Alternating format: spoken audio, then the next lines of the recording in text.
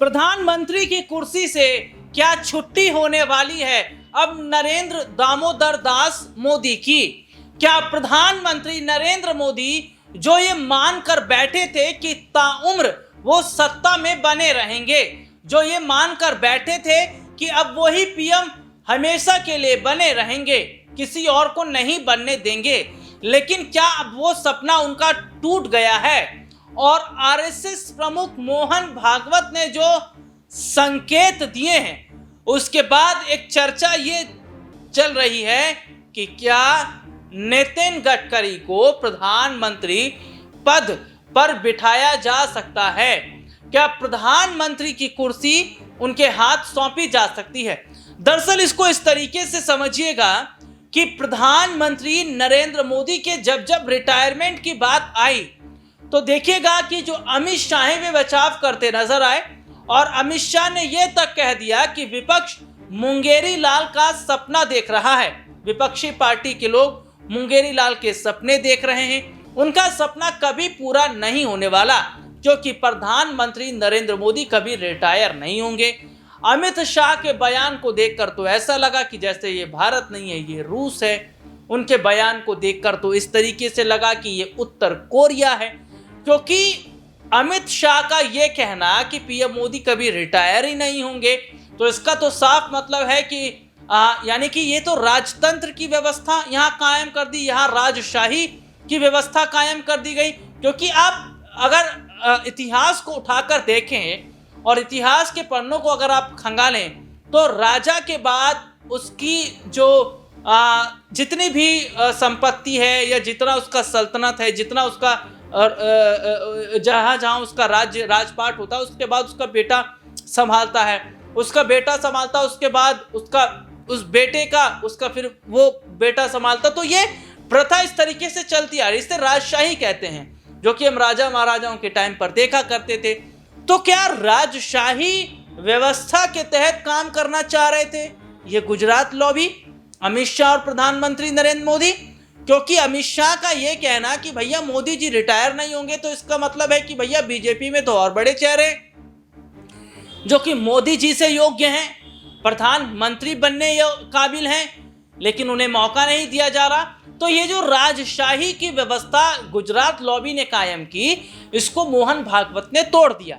और मोहन भागवत ने यह साफ संदेश दे दिया कि भैया अमित शाह को ये समझना पड़ेगा कि ये लोकतंत्र है, हर 5 साल के बाद यहाँ चुनाव होते हैं और यहाँ पर प्रधानमंत्री भी बदले जाते हैं। वो बात अलग है कि 2014 से अभी तक अगर देखा जाए तो भारतीय जनता पार्टी की सरकार है, लेकिन भारतीय जनता पार्टी की सरकार से जनता खुश नहीं है। इसकी एक बड़ी वजह यह देखी जा रही है कि भारतीय जनता पार्टी जहां पर्ची वाली सरकार चला रही है, तो वहीं इन्हीं के राज्यों में भाषा को लेकर विवाद हो रहा है, लड़ाइयां हो रही है, धर्म को लेकर बवाल होता नजर आ रहा है। तो जो हालात इस वक्त बने हैं वो ये साफ तौर पर बताते हैं कि क्या वाकई अब आरएसएस प्रमुख मोहन भागवत बीजेपी के कामकाज से खुश नहीं है। यानी भारतीय जनता पार्टी की सरकारें जिस तरीके से चल रही हैं राज्यों में, उससे वो खुश नहीं है। क्योंकि एक चीज आप ये भी देखिएगा कि बगावत कई बड़े राज्यों में देखने को मिल रही है जहां भारतीय जनता पार्टी की सरकार है। हरियाणा के अंदर आप देख लीजिए, आप राजस्थान के अंदर देख लीजिए, आप देख लीजिए मध्य प्रदेश के अंदर, आप देख लीजिए राजस्थान के अंदर। तो ये तमाम चीजें हैं जो नजर आ रही हैं। तो जिस तरीके से मध्य प्रदेश हो, राजस्थान हो, हरियाणा हो, इन तमाम राज्यों में जो हालत भारतीय जनता पार्टी की है वो ये साफ तौर पर बताती है कि जब इनके बीच में आपसी फुटमस रहेगी, जब इनके बीच में आपसी लड़ाइयाँ रहेगी, आपसी इस तरीके का टकराव रहेगा, तो भैया फिर किस तरीके से काम हो पाएगा। और सबसे बड़ी बात यह है कि आरएसएस प्रमुख मोहन भागवत और प्रधानमंत्री नरेंद्र मोदी के बीच खाइयां बढ़ने लगी हैं, क्योंकि गुजरात लॉबी अपने हिसाब से काम करना चाहती है, लेकिन आरएसएस प्रमुख मोहन भागवत इसके लिए तैयार नहीं है। और सबसे बड़ी बात है कि संघ ही बीजेपी को चलाता है, तो एक म्यान में दो तलवार नहीं रह सकती हैं। ये तो कहावत आपने सुनी होगी।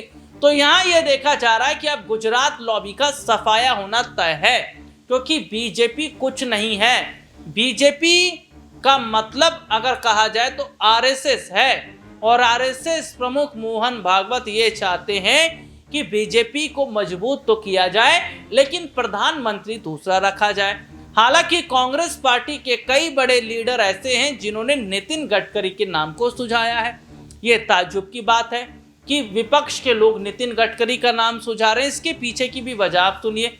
नितिन गडकरी जो कि एक ऐसे नेता हैं जिन्होंने अपना काम इतनी बेहतरीन तरीके से किया कि विपक्ष के लोग भी उन्हें पसंद करते हैं।